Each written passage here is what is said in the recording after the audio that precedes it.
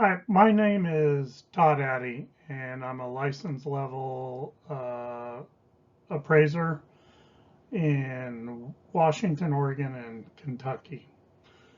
And today I wanted to make a quick video. None of my videos end up being quick um, regarding solar, based on all of the input I've seen online about solar. So when things slowed down and interest rates went up, I took advantage. I have been taking advantage of this time to take some continuing ed classes and hone my skills. Even though I'm not a certified level appraiser, I have taken the green building concept for appraisers, the valuation of residential solar, and valuation of residential green buildings. So those are the three classes that you're required to complete to be green home certified, which I can't do until I reach the certified level of appraiser. So that's where some of this information comes from, and my experience. But online, um, and as I say here, that every social forum that I'm on, whether it be Facebook or others, there's agent and appraisers alike that get the solar component wrong. The most common statement is that there's no market support for solar and that there is evidence they detract from value. Um, and that statement could be true in a few isolated situations, but none that I've ever seen. And like a pool adjustment, there's no blanket adjustment for the feature. The statement's either incompetence or bias. Either way, they should get educated or hand in their license. That's just my opinion. And like I've seen statements that their solar should be a negative adjustment because it catches houses on fire.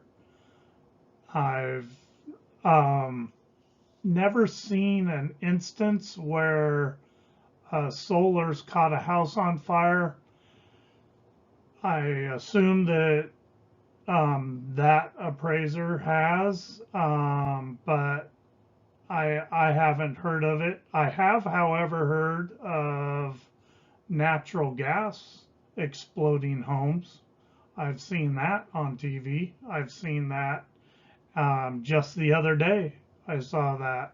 So that is a feature, and like solar, there isn't something that solar's not uh, considered in value unless it's owned. But I know there are a lot or some of the natural gas generators specifically, but also the furnaces and or HVAC systems are have the ability through several companies to have a similar lease agreement to solar, except that they do not produce income like solar could. So solar produces electricity either as a direct savings from your city provided electrical grid, or through selling back to the grid. So there's that component to solar. that we'll look through. So according to the handbook 4000.1, if there is sufficient data based on direct sales comparison to produce credible results, the appraiser must calculate the adjustment and explain the methodology and analysis supporting the method and results in the appraisal report. So the appraiser must apply the extracted adjustment to the comparable sales and include the reasoning that supports the analysis, opinions, and conclusions in the report. If there is insufficient data to perform a matched pairs analysis, the appraiser must analyze and report the cost or income approach methodologies.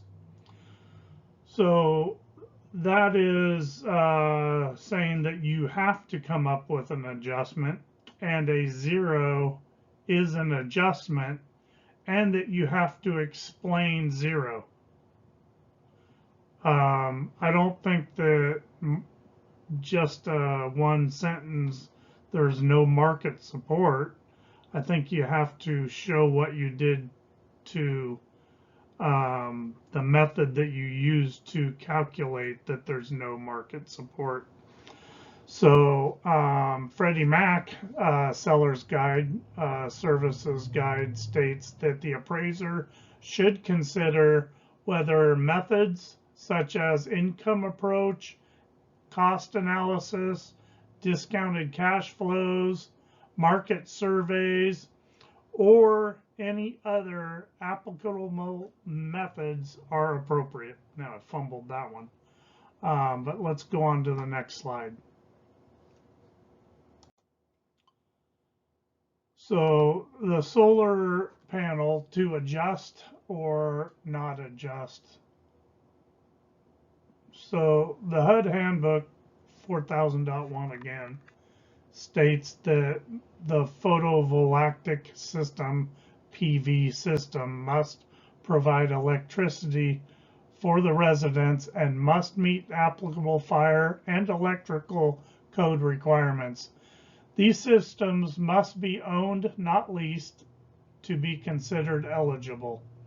An appraiser is required to identify the solar PV system in an FHA appraisal report, regardless of whether the system is owned or leased.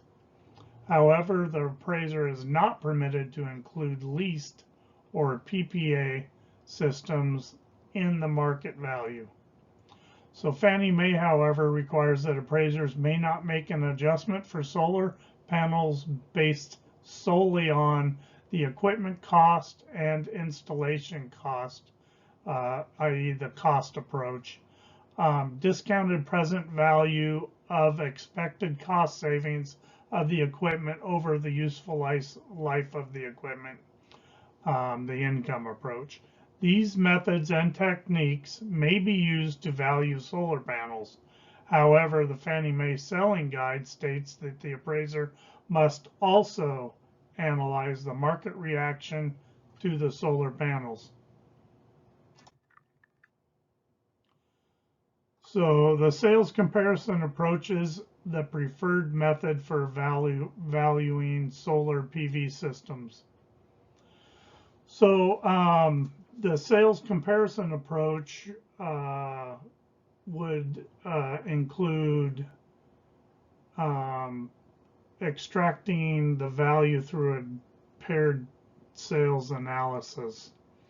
So if I've determined my market competing area properties, I'm going to try to, obviously if I'm trying to make an adjustment for solar, my subject or one of my comps has solar.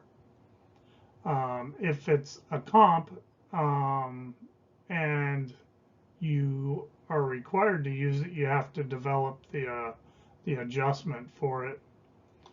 If it is simply another comp that's as good as the one with the PV system, it might be prudent to just select a different comp. But in our subject, you're gonna want to use the sales comparison approach for valuing. It's the most applicable and most credible source for the adjustment, either through a paired sales analysis of a competing area property, or you might expand and look at beyond in the market. Obviously, the best paired analysis would be in the subdivision of the subject, in the neighborhood of the subject, and then the market area of the subject. And maybe you find a good paired analysis just out of bounds of what you would consider to be competing area properties, and you have a good paired analysis for that system, one that has.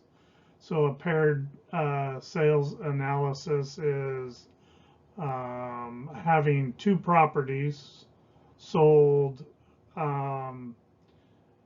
with similar features, sold at in a similar time frame, and the only difference between the property with the feature and the one without would be attributed to the feature. Now, there's features are adjusted based on significant features, but there are thousands of insignificant features, location based on in the neighborhood, corner lot based on inline, what it's backed up to, house color, lots of different features that aren't adjusted, that are not significant, that attribute to the cost. So you want to get your paired analysis to be as similar, and even apply some adjustments to even them out, so that the only difference is the solar, so that you can attribute your adjustment to that difference. Some appraisers attempt to solve the solar PV valuation problems by making no adjustment for an owned PV system and indicating in the report that there were no sales in the marketplace with solar PV systems. Therefore, there's no evidence that they have value, or there is no evidence indicating what the value is. This is not appropriate. What these appraisers fail to understand is that they are making an adjustment even though they say they are not. In other words, making no adjustment is the same as making an adjustment of zero. It is highly likely that the PV system has some contributory value, even if the value may be less than its cost. Undervaluation is no better than an overvaluation. So this is something I clipped from that course, and that is what we talked about on the previous slide. Most clients, particularly lenders, prefer the paired sales method for extracting adjustment, but just as stated previously, if there is an insufficient number of sales of properties with PV systems, extracting an adjustment via paired sales is all but impossible. An appraiser will likely need to use other methods of extracting and supporting adjustments, such as cost or income analysis. This is why the PV tool, value tool, is so useful. It provides value indications for PV systems via income-based, DCF, and cost methods. Here's a link to that PV value model tool, and there's the link. And on the next slide, I will do a sample of what that tool looks like without having very much information. But this is the information that you would need to gather at a minimum. So some of the information we need to do a proper analysis may include whether it's owned or not, what type of solar system are we valuing, what is the system size in watts, the inverter type and size in watts, the inverter warranty years, the age of the solar inverter, the utility rate information for the city services, the interest rate, and the GRM. So that's for an income approach. I don't think that tool requires it, but if I were, and we'll talk about that a little bit later. So on the next slide, here's a quick sample of what that tool looks like. So let's do a quick analysis of solar. So if you look through, this is just Google Earth, I'm just looking at roofs, trying to find some solar, and I found one here, but you can see this neighborhood if you cruise through. There's solar there, there's solar there, solar there, so solar there. That there's some adoption of solar in this neighborhood, and looking at that, you might be able to determine an adjustment, say if we were appraising this house. So just randomly selected that one.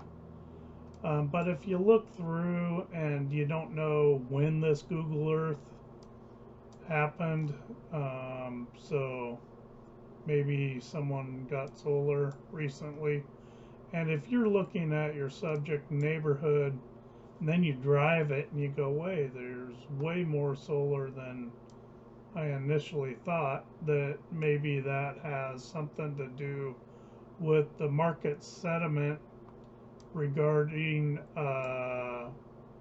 solar and the adoption of green and solar in the area.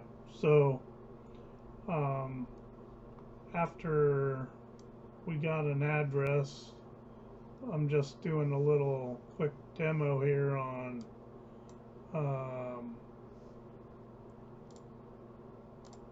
this PV value website. So I just wanted to have an address that actually has solar. And I'm just gonna go through here and make some assumptions that it's owned, which probably isn't.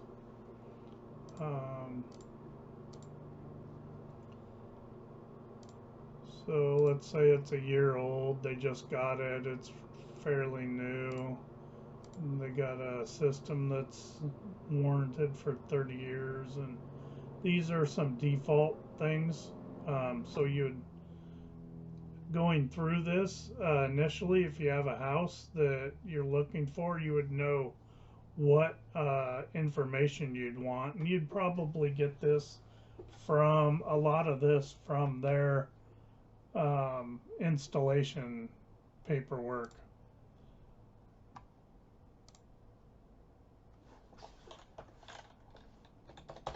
Making some assumptions here, I don't know.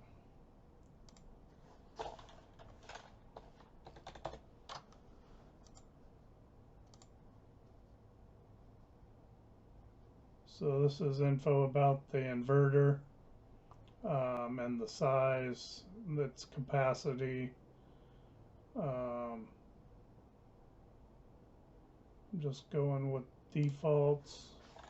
Interest rate has gone up. I might be lucky to get that right now.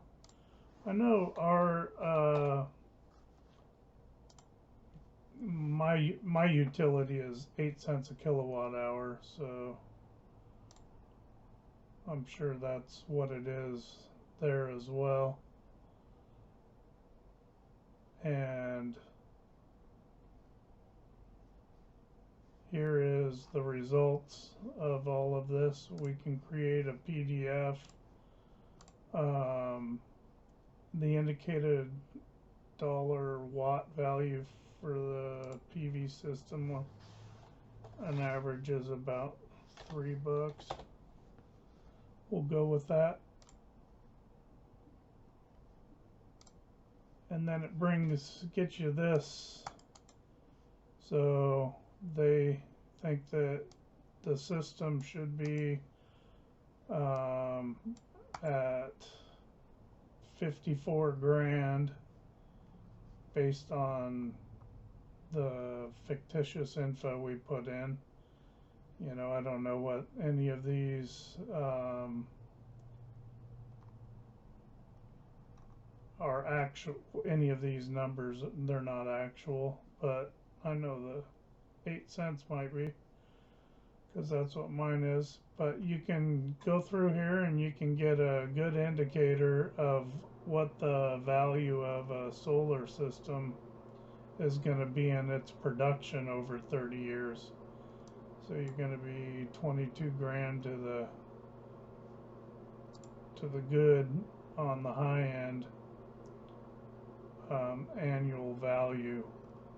So it's going to produce some juice for you, but so the cost approach, it didn't have a replacement there, so it's brand new. That's probably why there was no cost data. So as if new.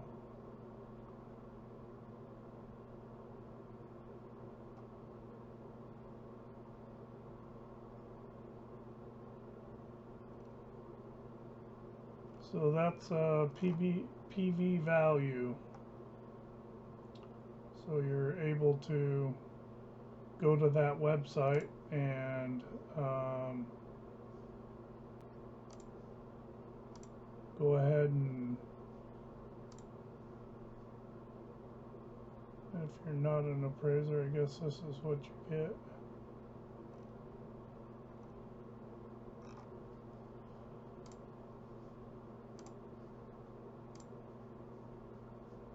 So that's PV value. And anybody that's a realtor can go in there and register and do that for the homeowners, and then they have all of the questions that an appraiser should have for you already answered. So that would be a good warm-up if you got a home that is a new listing and you want to figure out, make sure that it's valued properly. Have answers to all of those questions when the appraiser gets there, so that he doesn't have to even ask. You can just provide him with all that, and you could have plugged that into the PV value. You're not they're factual information.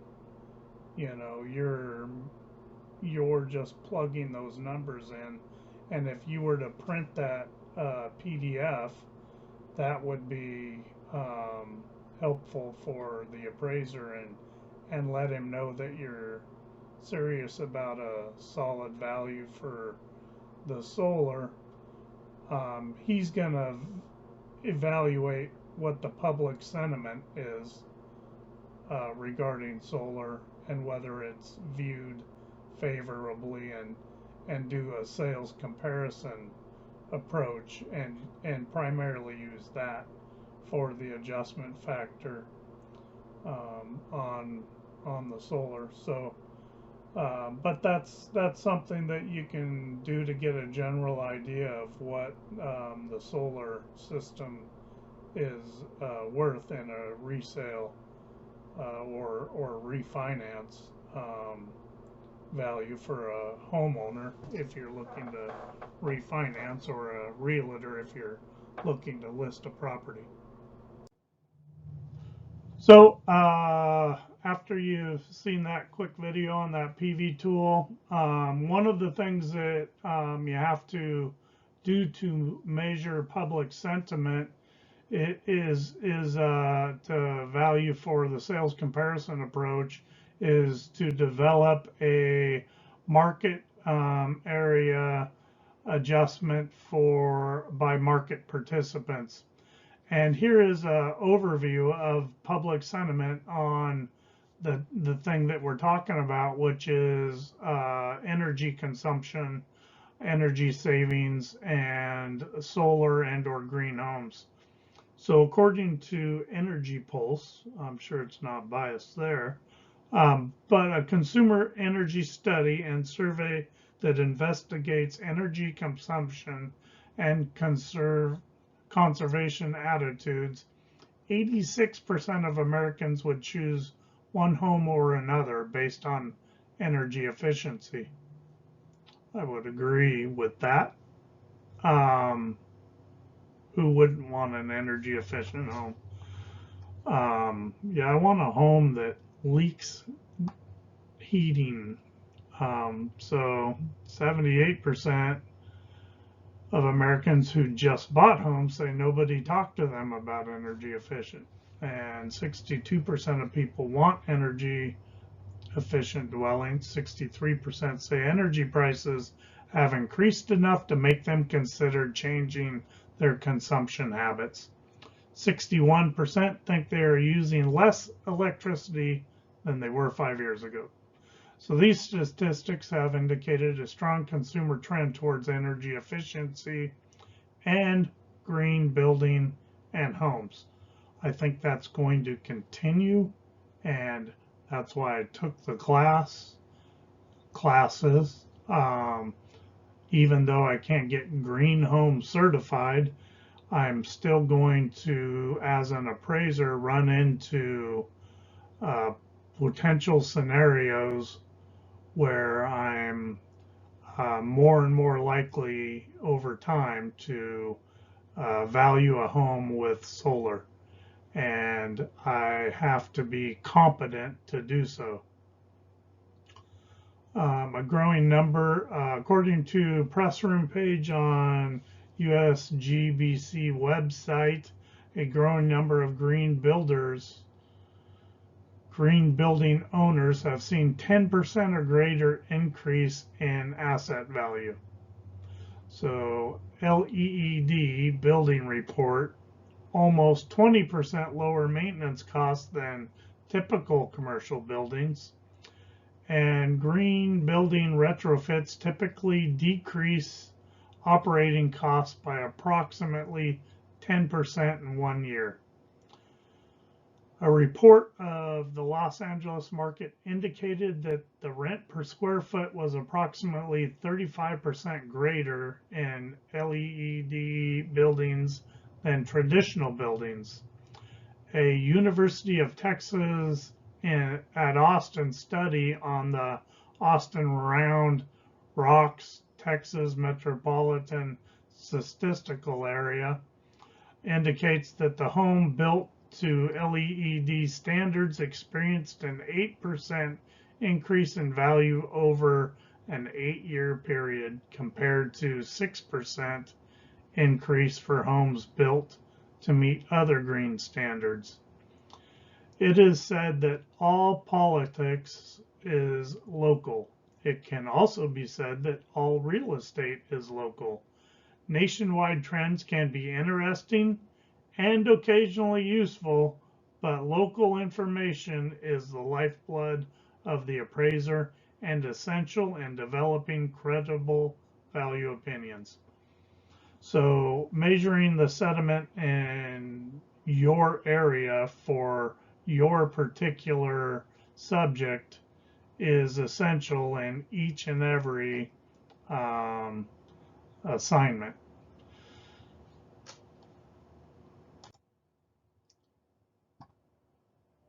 So here's some other methods of determining what a adjustment should be for solar and or green homes. I'm throwing some of that info in here as well. So according to the Appraisal Foundation's valuation advisory number 7, valuation of green and high performing property 1 to 4 unit residential, here's what it says, that adjustments for green features are no different than adjustments for other property features. They can be derived with quantitative measures, paired sales analysis, cost data, depreciated cost data, income data, regression analysis, etc. Or qualitative measures, relative comparison, ranking analysis, etc. The strengths and weaknesses of any data will need to be taken into consideration, and if the assignment includes a written report, conclusions and methodologies utilized should be disclosed within the report. So solar in particular produces a dollar value, and I guess you can say that your adjustment is likely going to be less than the system originally costs. So if I were a homeowner looking to sell in the near future, my advice would likely be, depending on the area and the market and how it's perceived, and also that often the feature of solar does not cover the cost of the installation in an appraisal assignment. But that's on a case-by-case basis. You can look at it a number of different ways. I had one social media Facebook comment. I saw someone thought that it was a detriment to value and it should be a negative adjustment due to the cost and damage that it's going to do to the roof and when it has to be replaced, and the cost of that replacement of taking it down and putting a new one up, or just taking it down. So most roofs are 30-year or better roofs, and solar typically has a life expectancy of 30 or so years. So that kind of tracks with maybe what we want to do if we're going to install solar, is to, if my roof is a year or two away from being replaced, I might want to do my roof and put on solar. That would be prudent. And the cost of solar goes down, has been going down every year. And when you're valuing solar, you're valuing it on the cost data of today, not when it was purchased 5 years ago, because likely those are two different numbers, and that it cost more 5 years ago than it does today, because the cost of getting solar installed has gone down every year. So number one, a paired analysis, which we talked about. A typical paired analysis can be completed in abbreviated manner in a spreadsheet or the sales comparison grid of the appraisal report. So I like to open just a blank file and put my two in there, one as a subject and that has the feature, and one that doesn't as the number one comp, and go ahead and adjust accordingly and come up with my paired analysis for the feature that way.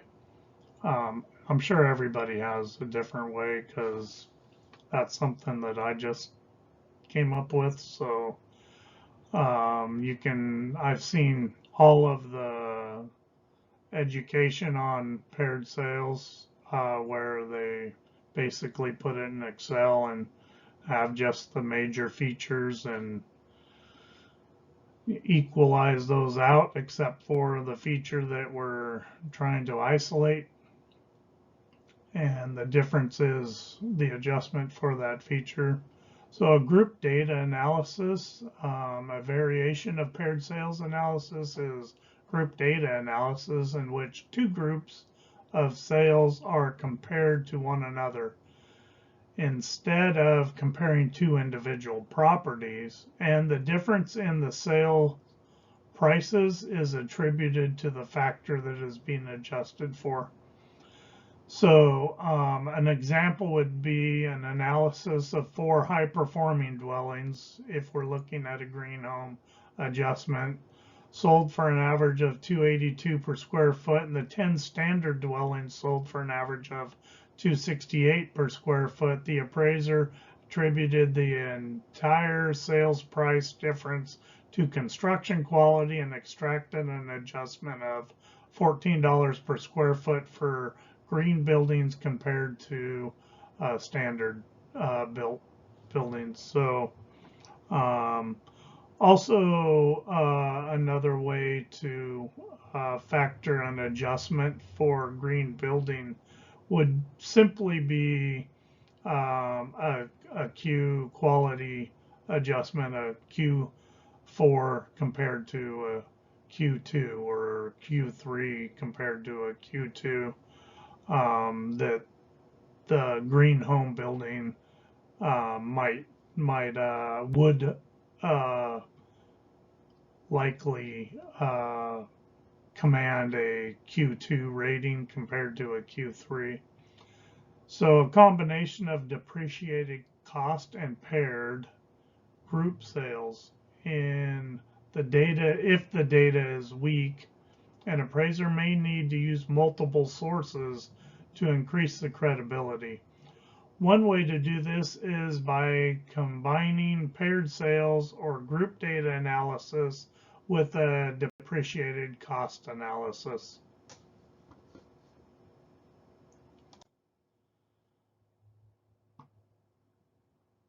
So here's a depreciated cost analysis.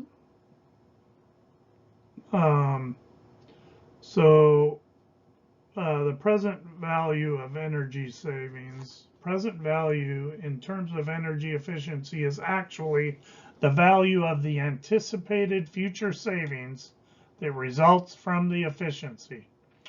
It capitalizes these savings into a value today. This is a type of discounted cash flow analysis, or DCF. For example, let's say a high-performance dwelling is engineered to save a property owner $960 a year or $80 a month on energy bills based on the market extracted 3% rate of return and a 10-year holding period. The present value of this energy savings is $81.89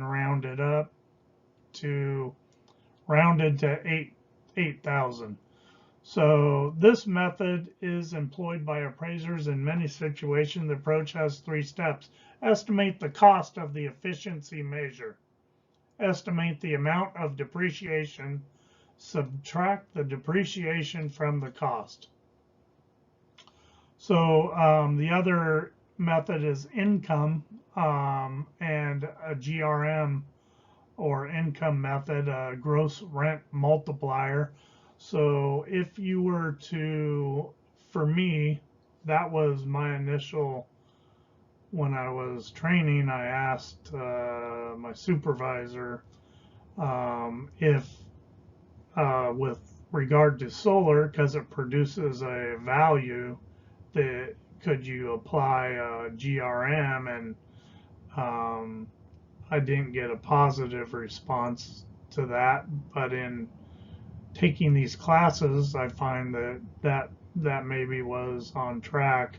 The method is based on the appraisal principle that a property's value is based on the amount of money it can command in rent, and the value of a particular attribute or feature is based on how much more or less the property would rent for based on the attribute or feature.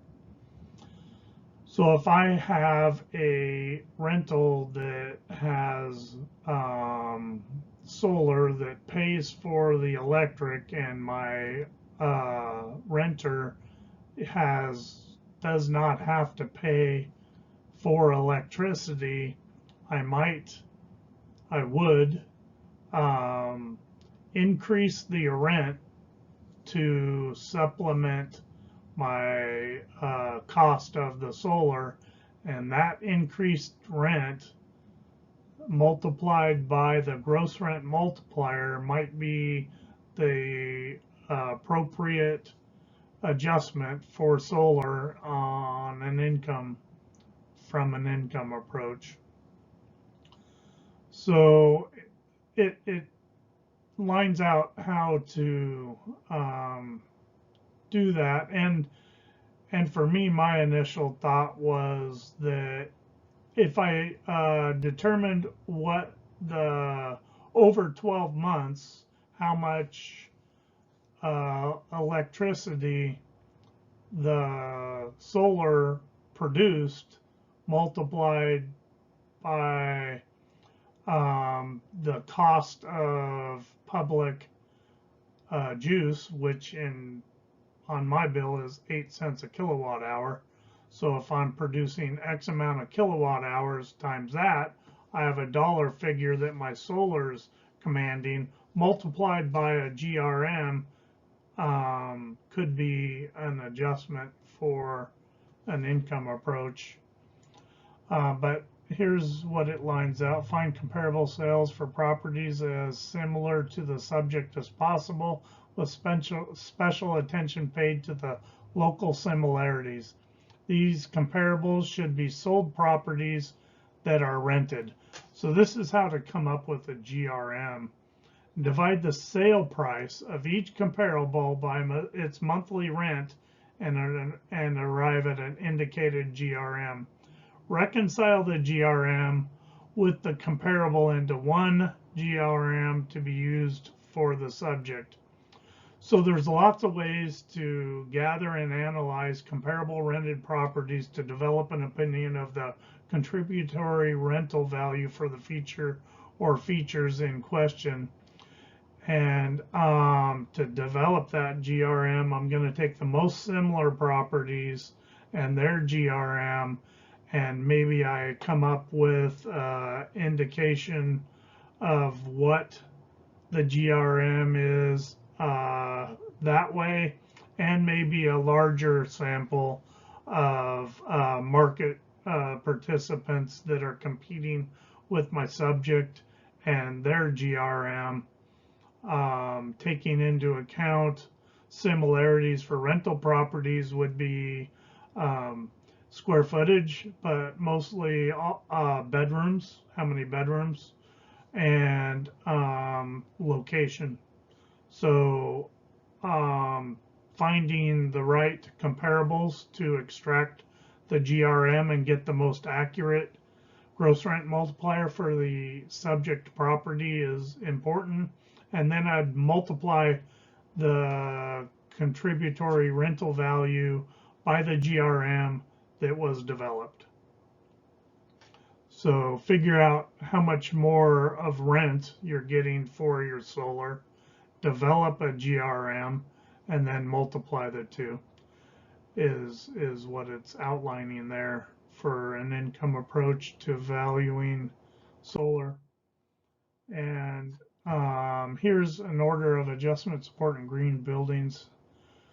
So here is a little bit more about that GRM and how it's outlined. And so to apply this method, rental agreements that delineates rental amounts, monthly bills, opinions of efficiencies, over code build units, and interviews with tenants, or the building owner can provide the appraiser with cost data, energy savings data, and historical information of the marketing of the property that can be helpful to the appraiser in determining the monthly contributory value of the energy efficiency.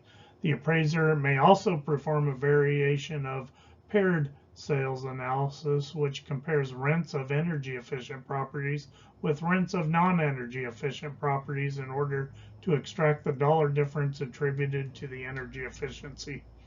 A GRM of 180 was established through 4 sales of properties comparable to the subject in steps 1 through 3, and an estimated rental value of energy savings per month of the rental premium was determined to be $30 per month, outlined in the property's rental agreement. These two numbers were multiplied for the energy efficiency of 5,400, and that is the 180 times 30, and that would be the adjustment for the solar feature.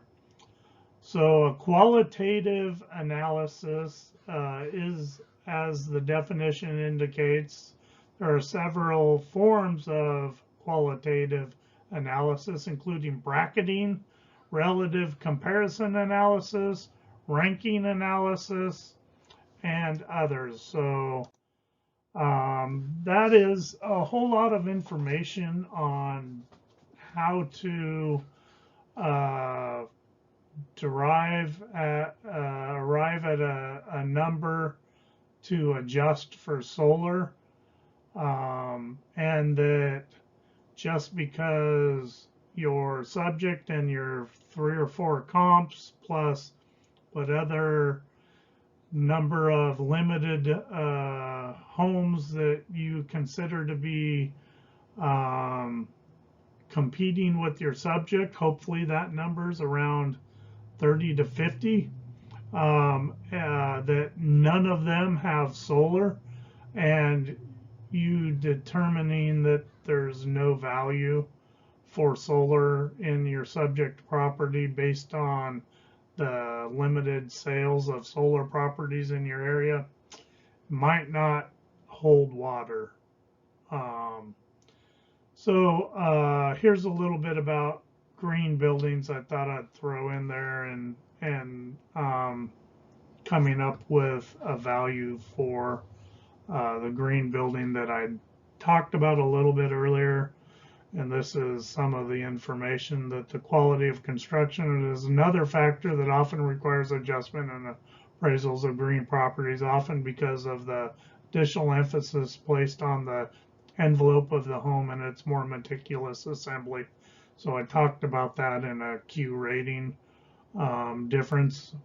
The quality of construction adjustment, if necessary, can be approached in at least 4 ways: a paired analysis of comparable with differing construction quality, a group analysis of neighborhood sales in order to establish a construction quality adjustment appropriate for the area, an analysis of Marshall and Swift, which is a publication that comes up with cost data, or other publication sources, costs difference between green homes and or standard stick-built homes. Cost analysis,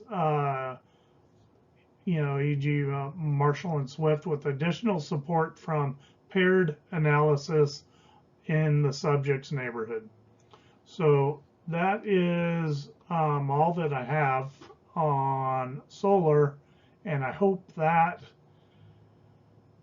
Helps someone that's looking to list a solar property or value a solar property, and or a homeowner that is trying to decide on solar or green and how their property might be valued if they were looking to sell that property in the future or near future.